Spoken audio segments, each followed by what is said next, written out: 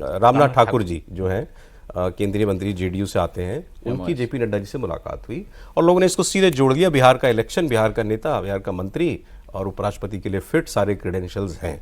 कोई दम है सर इसमें? तो फिर उसके बाद 26 में बंगाल से बनना चाहिए। मतलब इसकी कोई लिमिट है?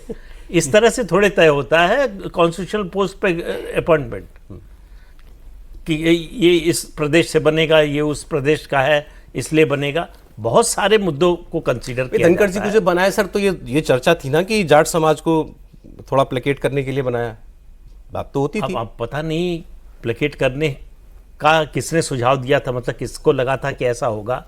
आप सबसे अच्छा इस पर सबसे अच्छी टिप्पणी की केसी त्यागी ने। अच्छा, किसी समाज के विरुद्ध नहीं है ये, लेकिन उन्होंने कहा कि जाटों को जब भी कॉन्स्टिट्यूशनल पोस्ट मिलती है समस्या हो जाती है।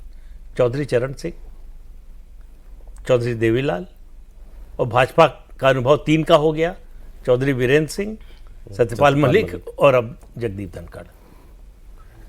तो पहली बात तो यह है कि जगदीप धनखड़ के नाम पर 5 जाट वोट नहीं देने वाले बीजेपी को।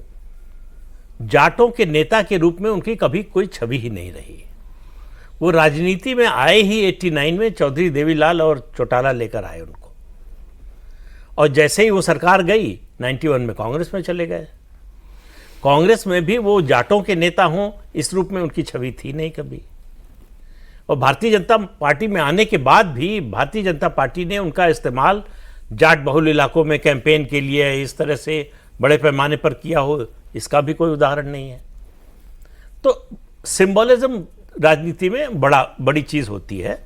तो वो उससे उनको जोड़ा गया ज़्यादा। किसान आंदोलन चल रहा था, जाट किसान वो सब जोड़ के जो है। और सबसे बड़ी बात, वो सुप्रीम कोर्ट के लॉयर रह चुके हैं, गवर्नर थे पश्चिम बंगाल के, पार्टी लाइन के हिसाब से काम किया, जो कि नहीं करना चाहिए था संवैधानिक पद पर होते हुए। लेकिन पार्टी को लगा होगा कि ये व्यक्ति है। और आप याद रखिए, थोड़ा हर चीज का एक संदर्भ होता है। ये कब वाइस प्रेसिडेंट बने हैं? हामिद अंसारी के बाद। तो उन्होंने जिस तरह से रुलाया था सरकार को, तो सरकार को एक ऐसे आदमी की जरूरत थी। वेंकैया नायडू के बाद उससे पहले हामिद अंसारी थे। तो सरकार के दिमाग में वो बात कहीं ना कहीं थी।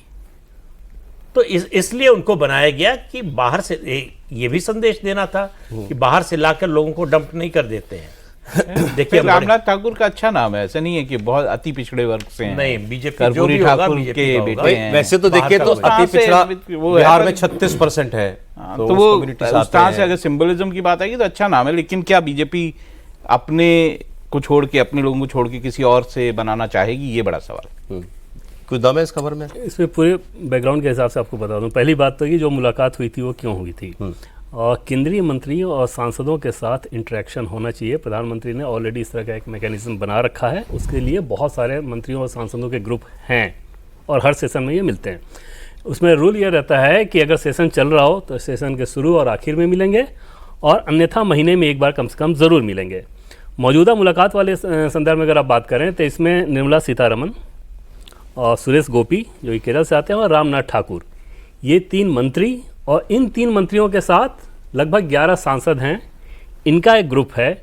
और इस तरह की जो मुलाकात होती है किसी न किसी सांसद के घर पर होती है, ओवर डिनर होती है, और उसमें गृहमंत्री अमित शाह, रक्षा मंत्री राजनाथ सिंह या बीजेपी के राष्ट्रीय अध्यक्ष जेपी नड्डा, इन तीनों में से किसी एक की मौजूदगी सुनिश्चित रहती है। अच्छा। और ये अलग अलग ग्रुप है, ऐसे बहुत सारे ग्रुप हैं, और उनके यहाँ सेशन चलने के दरमियान ये होते रहती है। उसी सिलसिले में उसी ग्रुप की मीटिंग रामनाथ ठाकुर के घर पे थी।